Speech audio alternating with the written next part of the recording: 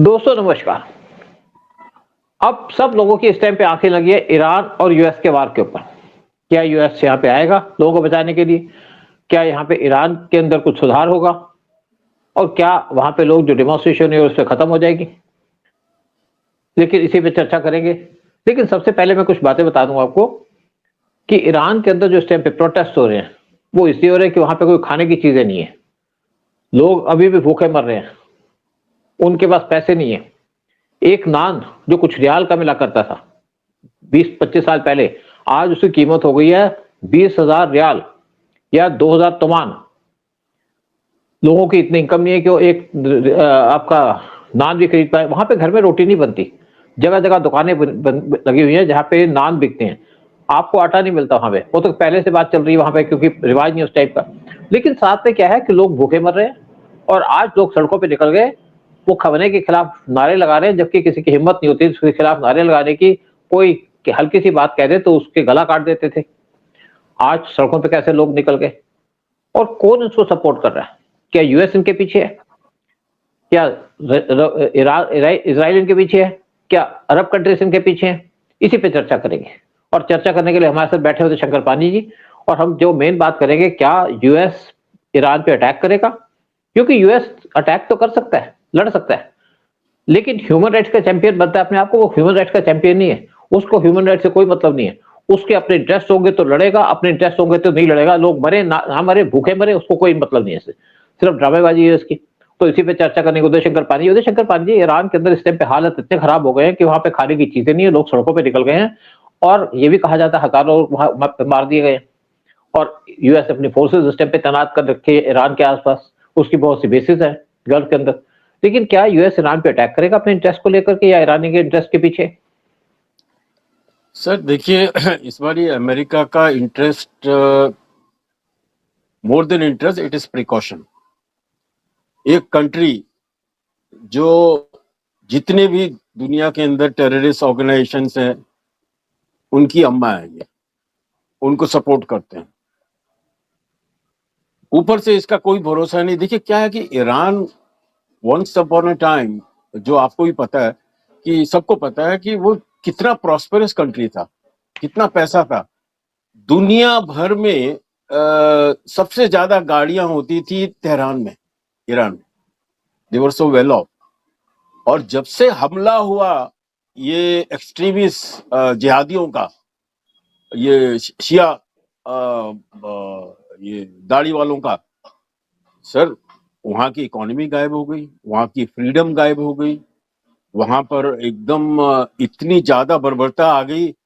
मैंने कुछ फिल्में देखी है ईरानी, अभी पीछे कुछ देखी थी कि उन्होंने एक लड़का लड़की एक से प्यार करते हैं, वो लोग एक कमरे में they move in to live together, और उनकी जो मौत होती है, बर्बरता से मौत होती है। यानी वहां पर एक लड़का लड़की का मिलना, प्यार होना, वो भी नहीं अलाउड कर रहे थे। मतलब ये जो शिया फैनेटिक्स थे आके।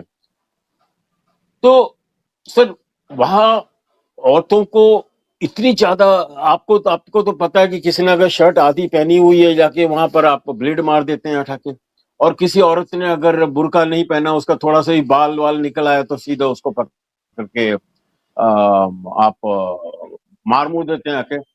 तो it has been a terrible thing. And मेरे ख्याल से पूरी दुनिया भी सोच रही है कि भैया किसी तरह से भी ये जो दाढ़ी वाले हैं वहां पर बैठे हैं, जो बर्बाद करके बैठे हैं ईरान को, किस तरह से वहां से हटें।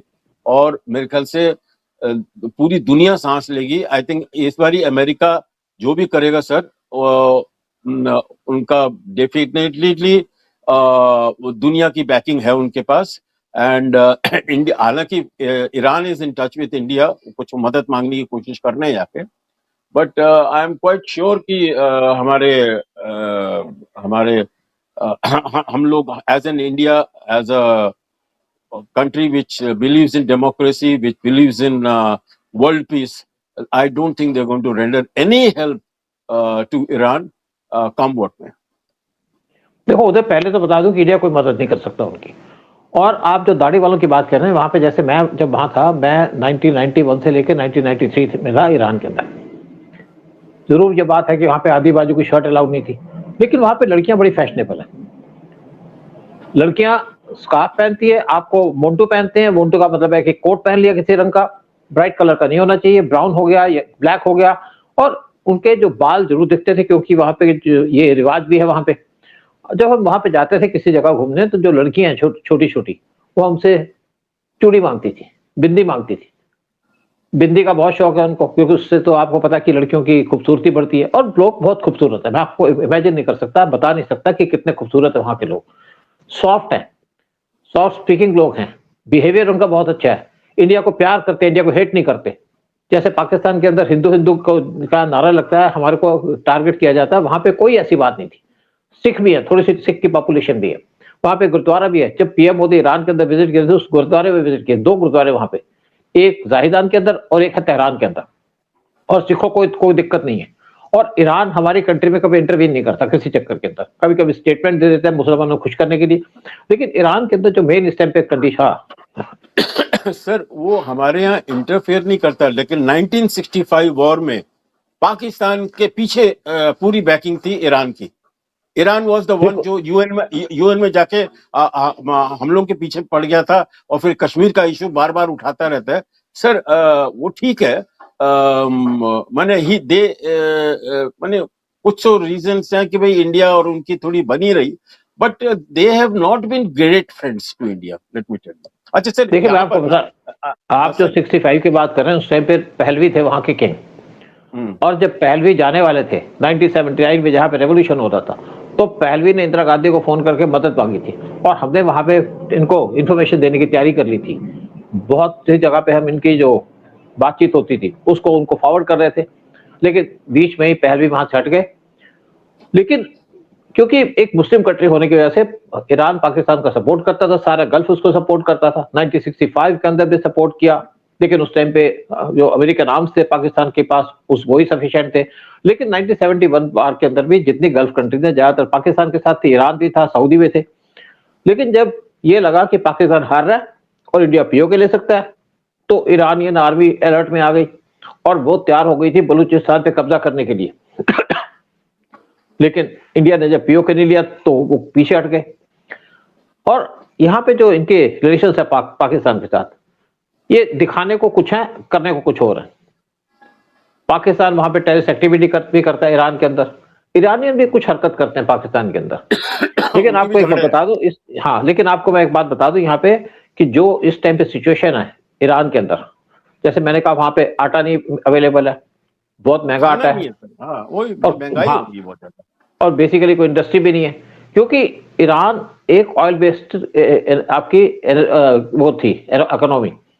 और यूएस ने उन पे सैंक्शन लगा दी। यूएस ने सैंक्शन लगा दी तो उस टाइम पे जब सैंक्शन से पहले इंडिया उनसे ऑयल लेता था, और ईरान से जो इंडिया ऑयल लेता था रुपये में लेता था, ऑयल लेते थे, उनको खाने पीने की चीजें भेजा करते थे। ईरान के लोग ज्यादातर बॉम्बे के अंदर रहते हैं, जो इंडिया के अंदर आते हैं। उनके बच्चे भी यहाँ पढ़ते हैं। हमारी एम्बेसी में वीजा लेने आते हैं उनके लोग, वीजा लेकर के इंडिया से आकर के यूएस से किसी यूरोपियन कंट्री चले जाते हैं, क्योंकि वहां पे यूरोपियन एम्बेसी से वीजा नहीं मिलता इनको। लेकिन हमें कोई दिक्कत नहीं थी ईरान से, वहां पे रह के ईरानियन से कोई दिक्कत नहीं थी। गवर्नमेंट का एटीट्यूड, जैसे आपने कहा, वहां पे अगर लड़का लड़की बैठे एक पार्क के अंदर, तो वहां पे 5000 जो पुलिस कहते हैं वो आ जाती थी, उनको जूते से मारती थी। और मैंने देखा कि इनके अंदर कोई इस्लामिक टाइप की एक्टिविटी नहीं है। और ये जो इनके ओरिजिनल लोग हैं, जो पारसी लोग हैं, उनको पसंद करते थे। 2% वहां पे पारसी हैं, कोई शिया सुन्नी का इशू भी नहीं है वहां पे। लेकिन आज जो ईरान की हालत है, इसलिए कि एक तो हमें सैंक्शन लगा दी यूएस ने, उनका तेल कोई नहीं खरीदेगा, इंडिया ने भी तेल खरीदना बंद कर दिया, जिससे हमें थोड़ी सी दिक्कत हुई। साथ में चाइना इनसे ऑयल लेता था, चाइना तो किसी को सुनता नहीं है, वो भी एक बड़ी इकोनॉमी है, तो उनसे उनकी कंट्री चलती थी। दूसरी बात है, जितना भी पैसा इनके पास आता था वो किस पे खर्च करते थे? वो खर्चते थे हमास पे, हूथी पे, और आपके हिजबुल्लाह के ऊपर। लेकिन अपने कोई पैसा इन्होंने अपने ईरानी के ऊपर नहीं खर्चा। इनके लिए ईरान के लोग कोई मायने नहीं रखते। अगर सारे लोग मर भी जाए तो इनको कोई फर्क नहीं पड़ता, वहां पे अपना इनका राज चलता रहेगा मुल्लाओं का।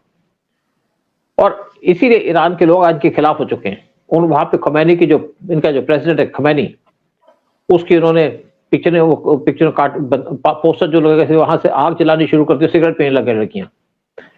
फिर इनके वहां पे जिस तरीके से प्रोटेस्ट हुए, कुछ लड़कियों ने अपने हिजाब उतार दिए, पता था कि इसके ऊपर इनको बहुत भारी सजा मिलेगी, फिर भी उतार दिए क्योंकि इनको खाने को कुछ नहीं मिल रहा।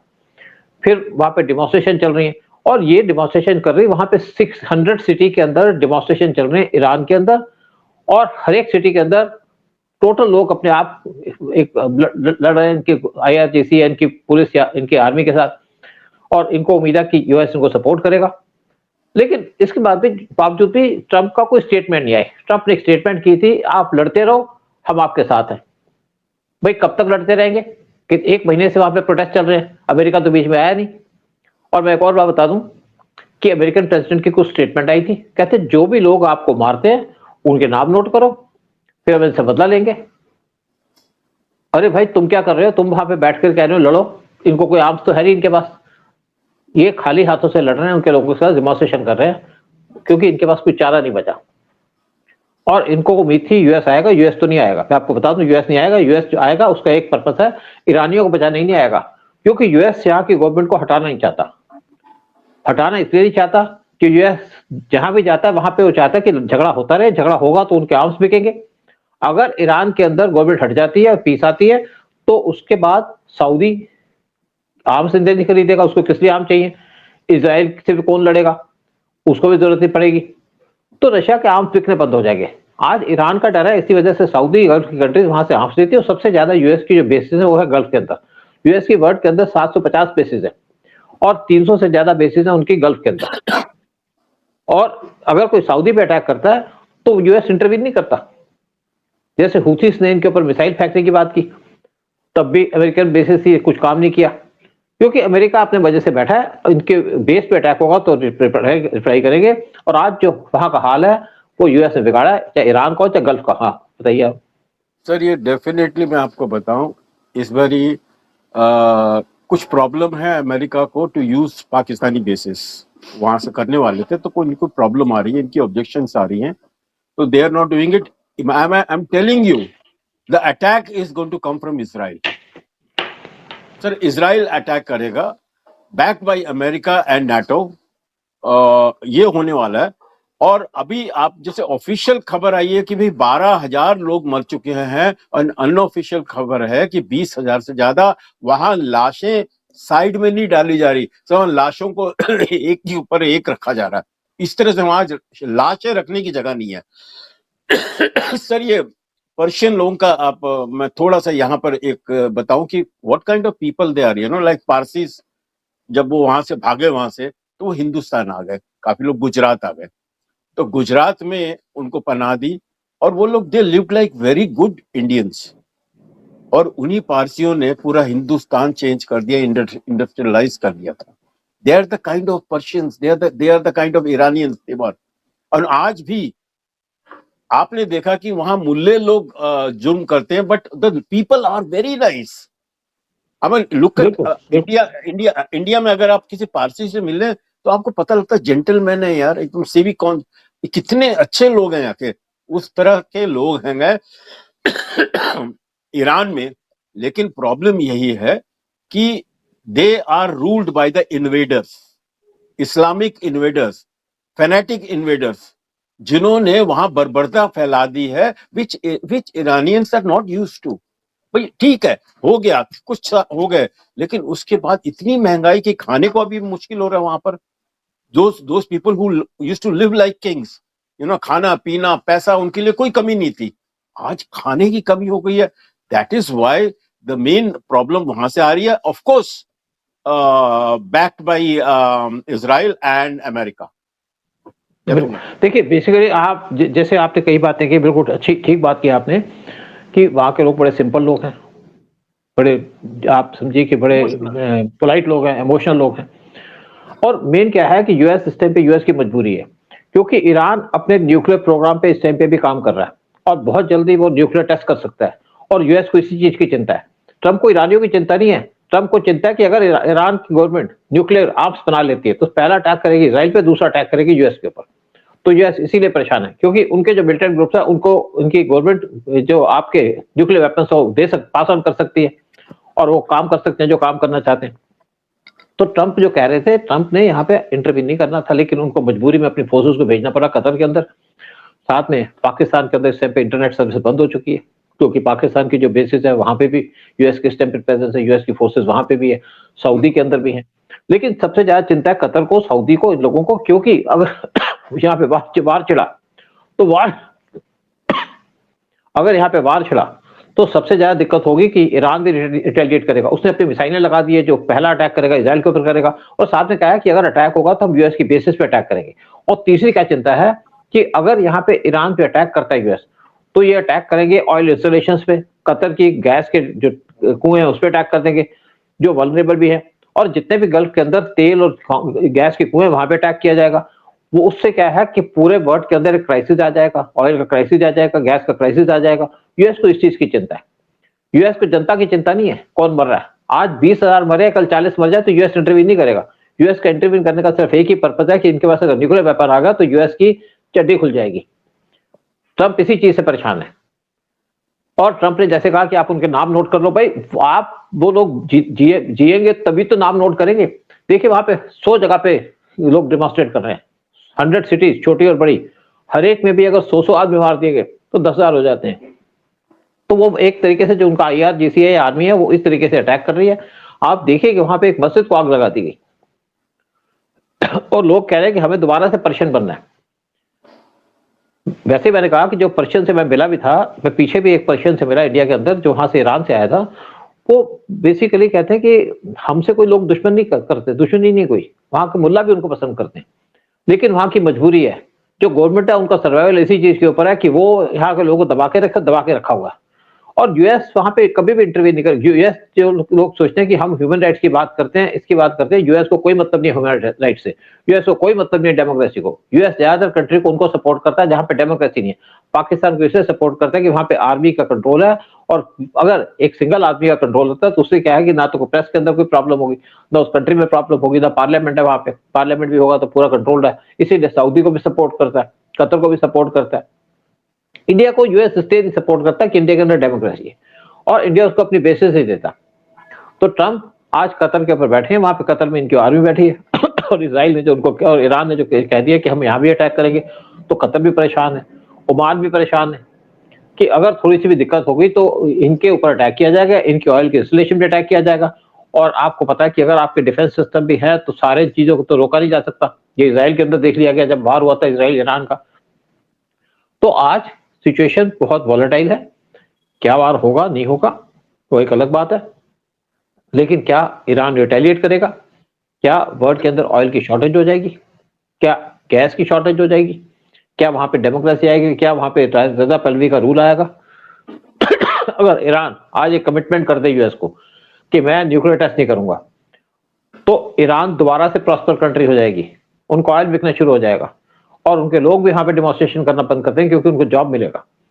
सिर्फ एक प्रॉब्लम है ईरान के अंदर कि वो न्यूक्लियर बम बनाना चाहता है, जिसकी वजह से यूएस उसको टारगेट कर रहा है, जिसकी वजह से इसराइल उसको टारगेट कर रहा है, जिसकी वजह से वहां के लोग परेशान है, जिन पे सैंक्शन लगी है और वहां पे डेमोन्स्ट्रेशन चल रही है। रजा पहलवी के टाइम में ईरान और इसराइल के अच्छे रिलेशन थे क्योंकि कोई इश्यू नहीं था दोनों के बीच में, लेकिन उम्मीद हम यही करते हैं कि ईरान के अंदर सब कुछ ठीक हो जाए। यूएस जो खमनी या उनके गवर्नमेंट है उसको हटा दे, अच्छी बात है, क्योंकि इनका जाना इस पे एक मजबूरी बन चुका है ईरान के लिए, ईरान के लोगों के लिए और बाकी वर्ल्ड के लिए भी। अगर खमनाई पावर में रहते हैं तो जितने बच्चे लोग हैं जिन्होंने डेमोन्स्ट्रेशन की थी सबको मार देंगे, क्योंकि इनका क्या है, ये तो कब्रिस्तान पे भी रूल कर लेंगे, इनको तो रूल चाहिए, अपनी पब्लिक की कोई चिंता नहीं। जैसे पाकिस्तान के अंदर, पाकिस्तान के आर्मी को कोई पब्लिक की चिंता नहीं है, उनको चिंता है कि पाकिस्तान की जमीन चाहिए, उनको उनका खजाना चाहिए, लूट मार करते रहेंगे। इसी तरीके से ईरान के लोग जो है, ईरान की जो गवर्नमेंट है, उनको चाहिए कब्रिस्तान, ऑयल चाहिए ताकि वो हमास को तैयार रखें, ताकि वो हिजबुल्लाह को पैसे देते रहे, ताकि वो जो बाकी जो मिलिटेंट ग्रुप्स है उनको फंड करते रहे।